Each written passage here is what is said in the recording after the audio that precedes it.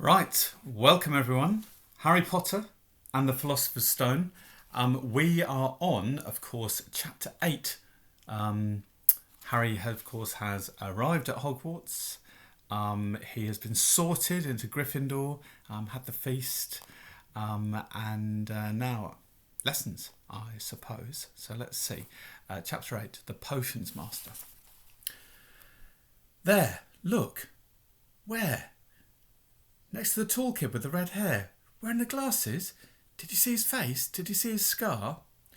Whispers followed Harry from the moment he left his dormitory next day. People queuing outside classrooms stood on tiptoe to get a look at him, or doubled back to pass him in the corridors again, staring. Harry wished they wouldn't, because he was trying to concentrate on finding his way to classes. There were 142 staircases at Hogwarts, wide sweeping ones, narrow rickety ones, some that led somewhere different on a Friday, some with a vanishing step halfway up that you had to remember to jump. Then there were doors that wouldn't open unless you asked politely or tickled them in exactly the right place, and doors that weren't really doors at all but solid walls just pretending. It was also very hard to remember where anything was because it all seemed to move around a lot. The people in the portraits kept going to visit each other, and Harry was sure the coats of armour could walk. The ghost didn't help either. It was always a nasty shock when one of them glided suddenly through a door you were trying to open. Nearly Headless Nick was always happy to point new Gryffindors in the right direction, but Peeves the poltergeist was worth 2 locked doors and a trick staircase if you met him when you were late for class. He would drop waste paper baskets on your head, pull rugs from under your feet, pelt you with bits of chalk, or sneak up behind you, invisible, grab your nose and screech, "Got your conk!" Even worse than Peeves, if that was possible, was the caretaker, Argus Filch. Harry and Ron managed to get on the wrong side of him on their very first morning. Filch found them trying to force their way through a door which unluckily turned out to be the entrance to the out-of-bounds corridor on the 3rd floor. He wouldn't believe they were lost, was sure they were trying to break into it on purpose, and was threatening to lock them in the dungeons when they were rescued by Professor Quirrell, who was passing. Filch owned a cat called Mrs. Norris, a scrawny, dust-coloured creature with bulging lamp-like eyes just like Filch's.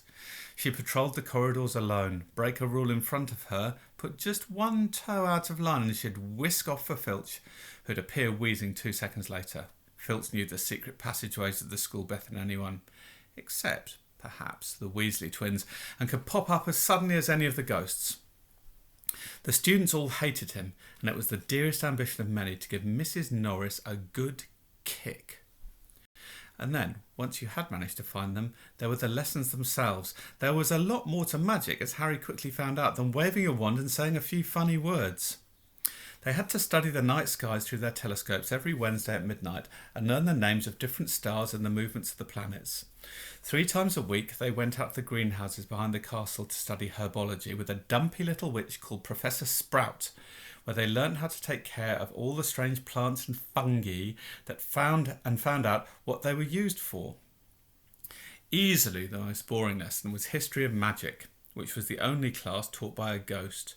Professor Binns had been very old indeed when he had fallen asleep in front of the staff room fire and got up next morning to teach, leaving his body behind him. Binns droned on while they scribbled down names and dates and got Emmerich the Evil and Uric the Oddball mixed up. Professor Flitwick, the charms teacher, was a tiny little wizard who had to stand on a pile of books to see over his desk. At the start of their lesson he took the register, and when he reached Harry's name he gave an excited squeak and toppled out of sight. Professor McGonagall was again different. Harry had been quite right to think she wasn't a teacher to cross. Strict and clever. She gave them a talking to the moment they'd sat down in her first class. "Transfiguration is some of the most complex and dangerous magic you will learn at Hogwarts," she said. "Anyone messing around in my class will leave and not come back. You have been warned." Then she changed her desk into a pig and back again. They were all very impressed and couldn't wait to get started, but soon realised they weren't going to be changing the furniture into animals for a long time.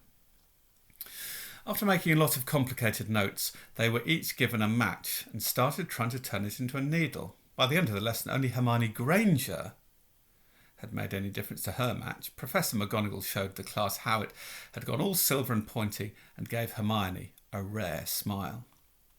The class everyone had really been looking forward to was Defence Against the Dark Arts, but Quirrell's lessons turned out to be a bit of a joke. His classroom smelled strongly of garlic, which everyone said was to ward off a vampire he'd met in Romania and was afraid would be coming back to get him one of these days. His turban, he told them, had been given to him by an African prince as a thank you for getting rid of a troublesome zombie, but they weren't sure that they believed this story. For one thing, when Seamus Finnegan asked eagerly to hear how Quirrell had fought off the zombie, Quirrell went pink and started talking about the weather. For another, they had noticed that a funny smell hung around the turban, and the Weasley twins insisted that it was stuffed full of garlic as well, so that Quirrell was protected wherever he went. Harry was very relieved to find out that he wasn't miles behind everyone else. Lots of people had come from Muggle families, and like him, hadn't any idea that they were witches and wizards. There was so much to learn that even people like Ron didn't have much of a head start. Friday was an important day for Harry and Ron. They finally managed to find their way down to the Great Hall for breakfast without getting lost once. "What have we got today?" Harry asked Ron as he poured sugar on his porridge. "Double potions with the Slytherins," said Ron. "Snape's head of Slytherin House. They say he always favours them. We'll be able to see if it's true." "Wish McGonagall favoured us," said Harry. Professor McGonagall was head of Gryffindor House, but it hadn't stopped her giving them a huge pile of homework the day before. Just then the post arrived. Harry had got used to this by now, but it had given him a bit of a shock on the first morning when about 100 owls had suddenly streamed into the Great Hall during breakfast, circling the tables until they saw their owners and dropping letters and packages onto their laps. Hedwig hadn't brought Harry anything so far. She sometimes flew in to nibble his ear and have a bit of toast before going off to sleep in the owlery with the other school owls. This morning, however, she fluttered down between the marmalade and the sugar bowl and dropped a note onto Harry's plate. Harry tore it open at once. "Dear Harry," it said in a very untidy scrawl, "I know you get Friday afternoons off, so would you like to come and have a cup of tea with me around 3? I want to hear all about your first week. Send us an answer back with Hedwig. Signed, Hagrid." Harry borrowed Ron's quill, scribbled "Yes please, see you later" on the back of the note, and sent Hedwig off again. It was lucky that Harry had tea with Hagrid to look forward to, because the potions lesson turned out to be the worst thing that had happened to him so far. At the start of term banquet, Harry had got the idea that Professor Snape disliked him. By the end of the first potions lesson, he knew that he had been wrong. Snape didn't dislike Harry, he hated him. Potions lessons took place down in one of the dungeons. It was colder here than up in the main castle, and would have been quite creepy enough without the pickled animals floating in glass jars all around the walls. Snape, like Flitwick, started the class by taking the register, and like Flitwick, he paused at Harry's name. "Ah, yes," he said softly. "Harry Potter. Our new celebrity." Draco Malfoy and his friends Crabbe and Goyle sniggered behind their hands. Snape finished calling the names and looked up at the class. His eyes were black like Hagrid's, but they had none of Hagrid's warmth. They were cold and empty and made you think of dark tunnels. "You are here to learn the subtle science and exact art of potion making," he began. He spoke in barely more than a whisper, but they caught every word. Like Professor McGonagall, Snape had the gift of keeping a class silent without effort. "As there is little foolish wand-waving here, many of you will hardly believe this is magic. I don't expect you will really understand the beauty of the softly simmering cauldron and its shimmering fumes, the delicate power of liquids that creep through human veins, bewitching the mind, ensnaring the senses. I can teach you how to bottle fame, brew glory, even stopper death. If you aren't as big a bunch of dunderheads as I usually have to teach." More silence followed this little speech. Harry and Ron exchanged looks with raised eyebrows. Hermione Granger was on the edge of her seat and looked desperate to start proving that she wasn't, in fact, a dunderhead. "Potter," said Snape suddenly. What would I get if I added powdered root of asphodel to an infusion of wormwood? Powdered root of what? To an infusion of what? Harry glanced at Ron, who looked as stumped as he would. Hermione's hand had shot into the air. I don't know, sir, said Harry. Snape's lips curled into a sneer. Tut, tut. Clearly, fame isn't everything. He ignored Hermione's hand. Let's try again, Potter. Where would you look if I told you to find me a bezoar? Hermione stretched her hand as high into the air as it would go without leaving her seat, but Harry didn't have the faintest idea what a bezoar was. He tried not to look at Malfoy, Crabbe and Goyle, who was shaking with laughter. I don't know, sir.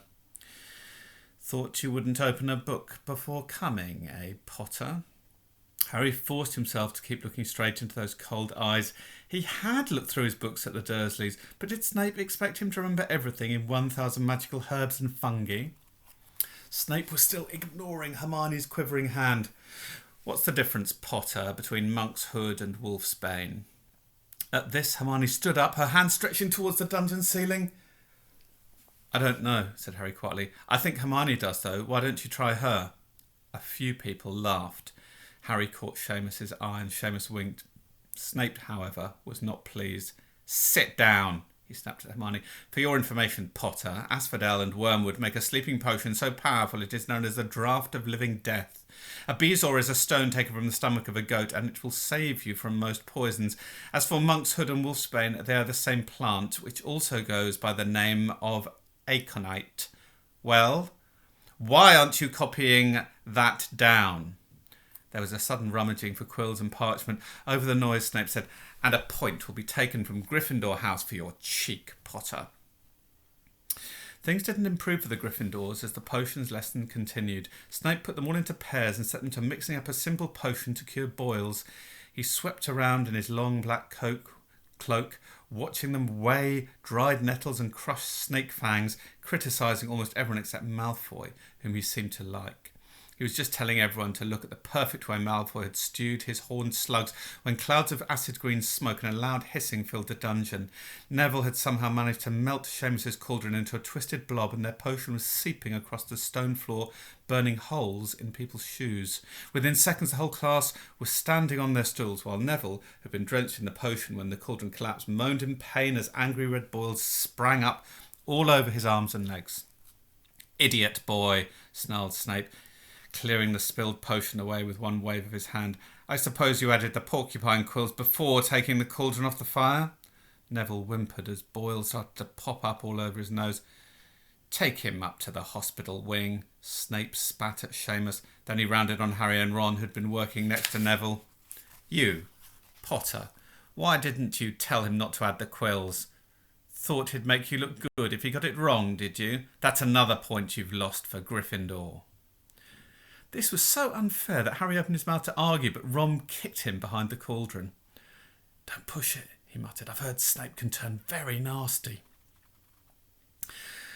As they climbed the steps out of the dungeon an hour later, Harry's mind was racing and his spirits were low. He'd lost 2 points for Gryffindor in his very first week. Why did Snape hate him so much? Good question. We'll stop there.